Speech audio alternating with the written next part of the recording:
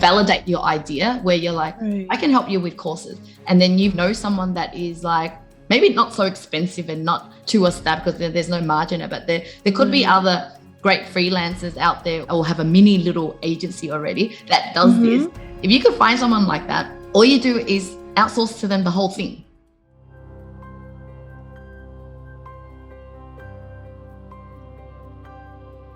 Hey guys, welcome back to my channel. Now in today's video, I'm going to share with you the different ways you can outsource. So there are different outsourcing models that you can use to grow your online business. Now, for example, at Outsourcing Angel, my business model is recruitment. So we match the VA with the client, but that's not the only way you can run your business at home having an outsourced team. So in this episode, you're going to see a little snippet of me providing direct mentoring advice to a mentoring client of mine named Stacy. In this mentoring session, she was asking me how she can grow her VA business, which is solely reliant on her, to now building a business that doesn't just rely on her. Now she's going to wanting to have an outsourced team. So there are different ways you can leverage outsourcing. Yeah, check it out here. I'll explain to you my Outsourcing Angel model first. Outsourcing Angel model, how I can scale is that I'm actually just matching the particular person to the client, right? So if a client comes in and go, okay, I need to do this, and I'm matching. Now, this is quite a difficult model because it's really like recruiting and managing team. It's just almost like I have now 70 VAs or something that we match directly. Yeah, it's more difficult. Now, the next model is where what you're doing is that this is what I started with, by the way. 10 years ago, I had a marketing agency. I didn't call myself a VA because I saw myself as a marketing agency and I was a project manager. But technically, I am like you, that I work with the client. Now, the difference and why I was able to immediately, the first year was already over 100K or 200K a year, is because I outsourced to countries that are cheaper than American. So what you need to do is you need to step back from doing the actual work and having someone else to do those work, but you are the client service. You are the one going, what's your problem? No worries, I can eat it. And that's what people love. Like, so at the time I was charging people Australian dollar wise, it's like $45 an hour for all the work.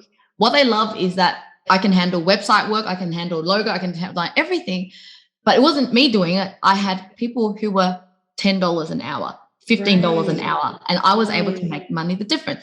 So why did they like the 45? Because I was a marketing agency, and marketing agencies in Australia charges $100, $200 an hour because they are usually local based agencies hiring local people, and their price point is just a lot higher. Now, all of a sudden they're like liking my model because I'm kind of paying like a local staff, like full-time staff, a general staff member who happens to even do website development, which normally the rate is very high in Australia.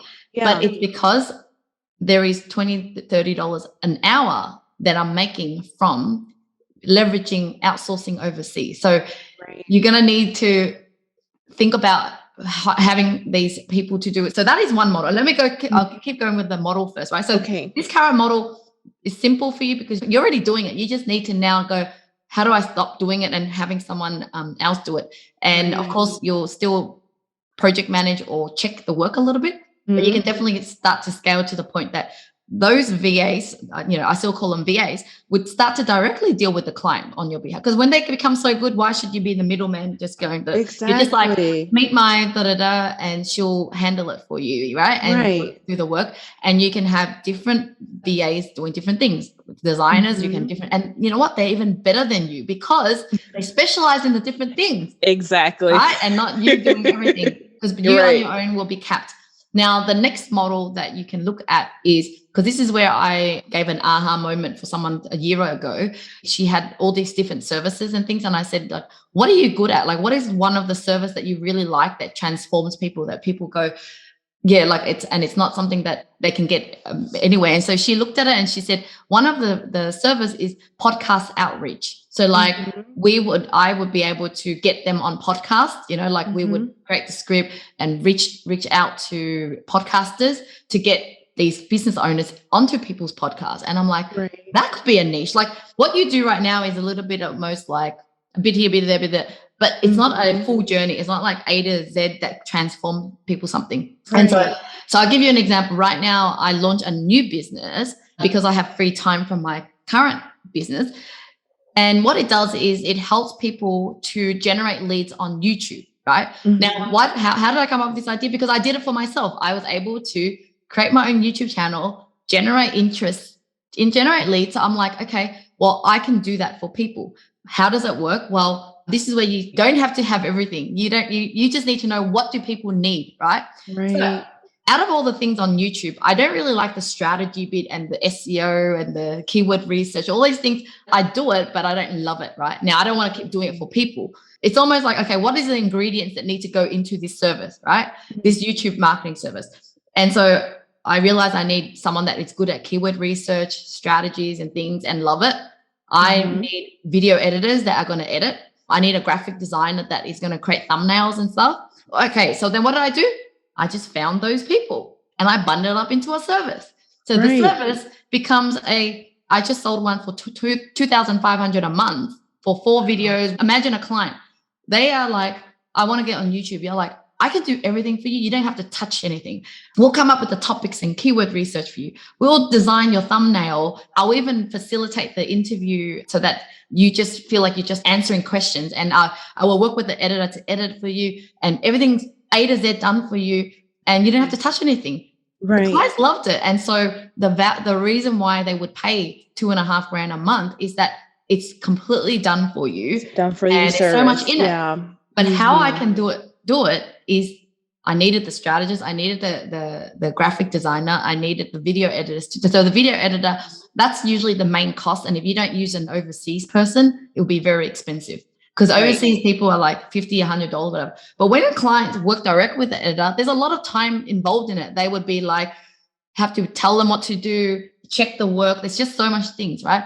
Whereas coming into your service needs to be like so easy for them. It's almost like, I just turn up and then you just make me look good and have videos, right? Right. So I just wanted to share that this service itself, now I'm growing it. It's not all me. It's about bundling. This is what I love about outsourcing, or in the VA world or remote world, is that it's really about bundling the things that are necessary to make something that the clients can't get elsewhere, or they're going to get the result. And then you're able to charge what you need to charge for it. Does that make sense? Absolutely. Absolutely. Yeah. So one way to discover this also is, you mentioned that you've worked with certain type of niche so far, coaches, was it? Yes. So I'm working with coaches and primarily instructional designers. So these are people who create courses.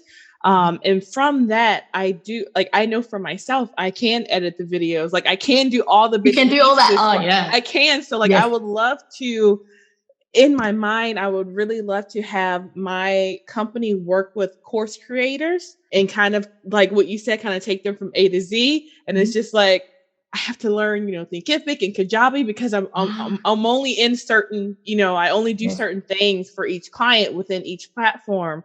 So I would love to have that be like my done for you service. That's what I'm thinking. And that is a service. And people like myself would pay for that, because I am completely new to Thinkific and I'm not going to be doing much courses because it's just not my business model. But I know people who are selling services or established, and yet now they want to get into courses, and they would want something like what you could put together that is done for you. So and if you like this and you pretty much understand the whole process, but you just don't have all the time and expertise in certain things. But one thing you do need to kind of understand is, like with YouTube, because I've done it myself, I know what it takes to do it. There's just some parts I don't like, that's all. So as long as you know everything and you understand how it works, that's perfect.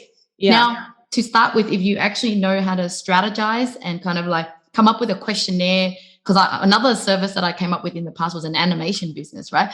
And so I would think about, okay, how do I actually get people started? You would need a questionnaire, like I would get people to fill out, why they want their video for, what for, and you kind of map it out, and then you take people to each step of the way. So it's really about you going, so you just got to map it out so that they have exactly what they need to get the whole work done. And that's what they pay for someone like you who would be thinking for them. Okay, why are you doing this course? Who does this course serve?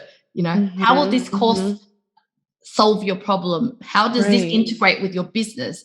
What are the competitors out there? What if you include that, right? What if in your strategy, as part of your service, is like this audit and strategy session, right?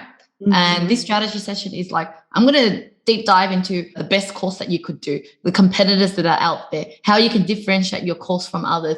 You've learned some courses as well, right? I've learned courses, and a lot of what I'm doing is also like the community building of it. So I don't know if that's called like customer support or online community. Like, I'm not sure the terminology for it, but it's basically managing the students who are in the courses as well. Yes. And that's the part. It's like, I don't know if I were to get other VAs, if they will be able to help me with that part, or if that's something just like for myself, or if I were to hire like a project manager who can help me with that. Because I do, like 3 of my clients, they all have that aspect of their company. So it's just like, that's another thing I can add in, but I'm not sure. But as you can see, you can, once you decide on this kind of niche, it's already going to free you up all this time randomly trying to solve this problem, that problem, for everything. So you can really focus on doing this so well that no one else can compete with, because you thought through everything, right? Now, there's so many ways to work with the contractors too. So with my YouTube service, the strategy part, I actually just literally pay another person, like someone else who owns her own business. She's a YouTube consultant who normally charges people X amount to do it anyway. I'm actually just paying her to do her part as a cost, right? Let's say she says it costs us $2,000 to do it. I'm like, sure. Well, because I'm bundling in a 3-month program, I just end up splitting. So I add in her $2,000, I add in all these different costs, and then I add my margin, and then you end up having your monthly fee, right? But with her, there's no employee costs, or I'm not like kind of paying per hour. I'm actually needing a particular thing done. So it makes it easy, because you kind of, this is where outsourcing becomes so easy, is that if you really wanted to, you could almost find someone who does courses, like course creation. When you're new to this, I would even be able to validate your idea, where you're like, I can help you with courses. And then you know someone that is like, maybe not so expensive and not too established, because there's no margin in it, but there could be other great freelancers out there, or have a mini little agency already that does this. If you could find someone like that, all you do is outsource to them the whole thing, right? I hadn't even thought about that. You can outsource them. You're like, what can you do? Can you do this? And then now you just outsource the whole thing, and then you do it. And this gives you time to think, how can I start taking certain things in-house? My new business for the YouTube is quite new. And so I'm still pivoting, right? So the first client, I basically just paid her fee to do the strategy, included in my service. And then I have video editors, which I used to do project-based, like $50 or $100 a video. But now, because I've got such an ongoing video work and all that, I've decided to now hire them in-house. And so I have full control of them. And the reason why also is I want them to be able to do extra things outside of the video editing. So there's some people in the team members that I started training them to do liaising with the client and project managing. But if you just outsource particular video costs or something, then that's all they do. They get a video done, you pay them that, right? But then this is when you start to think, okay, well, if I was to hire you more ongoing, apart from doing videos, I like you to do a bit more blah, blah, blah, right? So right now I've got her as a strategist. I've got a designer that I pay just hourly rate whenever I need those templates, the thumbnail. And then I've got the video editors. It all comes together, right? And I right now am the one still liaising with the client, discovery call and strategy, and then facilitating the actual interview. But of course, eventually I'll step back and go, I might find some podcasters who are used to talking to people and love talking to people and go, hey, I'm happy to pay you as a outsourced interviewer, right? You normally do podcast interview for free to people. What if I pay you $50 to spend 30 minutes with a client and just ask questions, right? Right, yeah. Scale it, right? Yeah. Yes, so that's yes.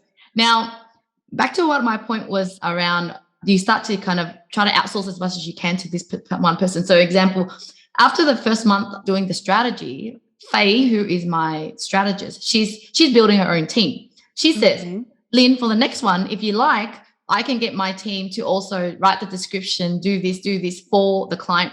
And I said, sure, how much is it? And she gave me like this cheap price or something. I'm like, you know what?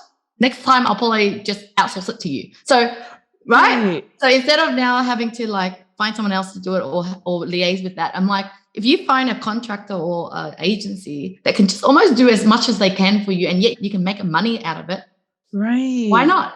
Right? Yeah. But the moment you take some components for yourself, then it's just a bit more messier and more things for you to Yeah. well, thank you so much for watching, guys. If you enjoyed this episode, let me know in the comments. And if you have any questions, I'd love to hear from you so I can make more great content for you.